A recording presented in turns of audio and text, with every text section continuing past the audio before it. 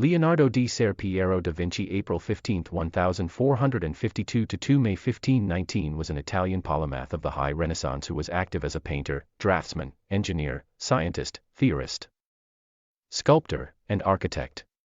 While his fame initially rested on his achievements as a painter, he also became known for his notebooks, in which he made drawings and notes on a variety of subjects, including anatomy, astronomy, botany, cartography, painting, and paleontology. Leonardo is widely regarded to have been a genius who epitomized the Renaissance humanist ideal, and his collective works comprise a contribution to later generations of artists matched only by that of his younger contemporary, Michelangelo. Born out of wedlock to a successful notary and a lower-class woman in or near Vinci, he was educated in Florence by the Italian painter and sculptor Andrea del Verrocchio. He began his career in the city, but then spent much time in the service of Ludovico Sforza in Milan. Later, he worked in Florence and Milan again, as well as briefly in Rome, all while attracting a large following of imitators and students.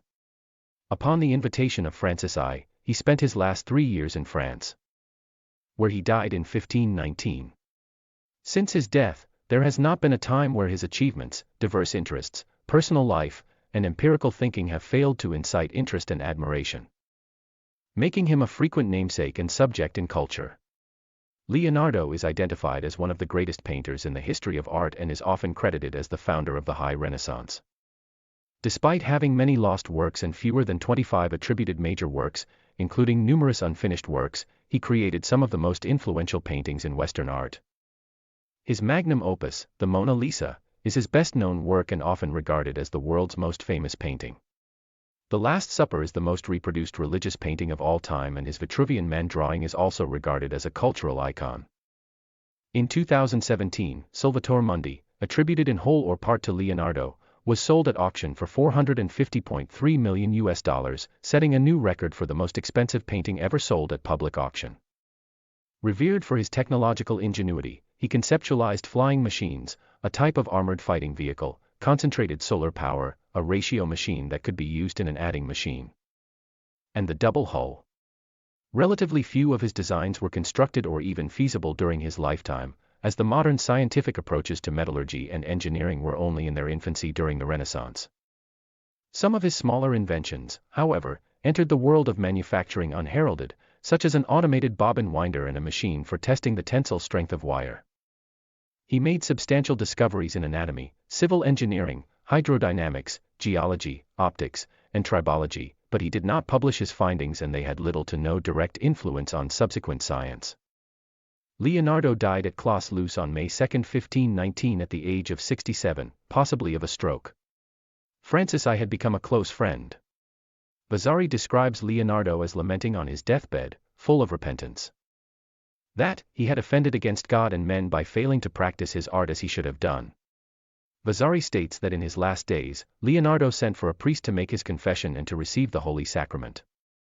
Vasari also records that the king held Leonardo's head in his arms as he died, although this story may be legend rather than fact. In accordance with his will, 60 beggars carrying tapers followed Leonardo's casket. Melzi was the principal heir and executor, receiving, as well as money, Leonardo's paintings, tools, library, and personal effects. Leonardo's other longtime pupil and companion, Salai, and his servant Baptista de Villanis, each received half of Leonardo's vineyards. His brothers received land, and his serving woman received a fur-lined cloak. On August 12, 1519, Leonardo's remains were interred in the Collegiate Church of St. Florentin at the Château d'Amboise. Salai, or Il Saleno, the little unclean one, i.e., the devil, entered Leonardo's household in 1490 as an assistant. After only a year, Leonardo made a list of his misdemeanors, calling him a thief, a liar, stubborn, and a glutton, after he had made off with money and valuables on at least 5 occasions and spent a fortune on clothes. Nevertheless, Leonardo treated him with great indulgence, and he remained in Leonardo's household for the next 30 years. Salai executed a number of paintings under the name of Andrea Salai. But although Vasari claims that Leonardo taught him many things about painting, his work is generally considered to be of less artistic merit than others among Leonardo's pupils, such as Marco Diagiono and Boltraffio. Salai owned the Mona Lisa at the time of Leonardo's death in 1524, and in his will it was assessed at 505 lire, an exceptionally high valuation for a small panel portrait. Some 20 years after Leonardo's death, Francis was reported by the goldsmith and sculptor Benvenuto Cellini as saying, "There had never been another man born in the world who knew as much as Leonardo. Not so much about painting, sculpture, and architecture, as that he was a very great philosopher." Although he had no formal academic training, many historians and scholars regard Leonardo as the prime exemplar of the universal genius or Renaissance man.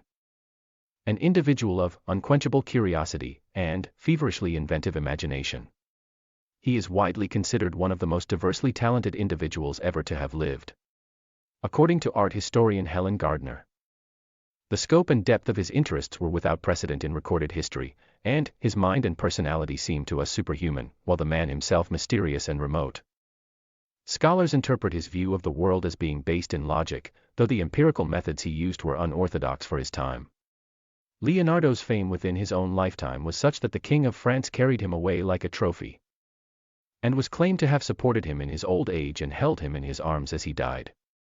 Interest in Leonardo and his work has never diminished. Crowds still queue to see his best-known artworks.